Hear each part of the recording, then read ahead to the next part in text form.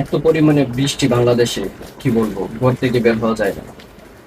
তবুও আমরা ভালো আছি, ঘরের ভিতরে খেতে পারতেছি, কোনো সমস্যা হইতেছে না, পানি তো আর ঘরের ভিতরে আসতেছে না।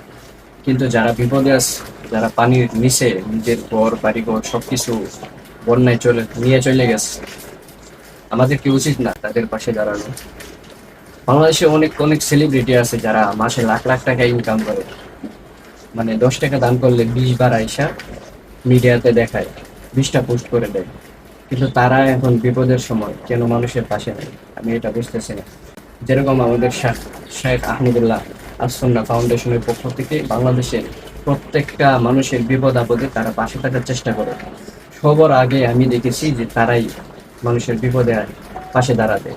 তো আমরা কেন, যাদের সামর্থ্য আছে তারা কেন যায় না, বুঝি না। তাই আপনি যদি মানুষের বিপদ আপদে পাশে থাকেন, বেশি দেরি নেই, আপনিও এমন বিপদে পড়তে পারেন।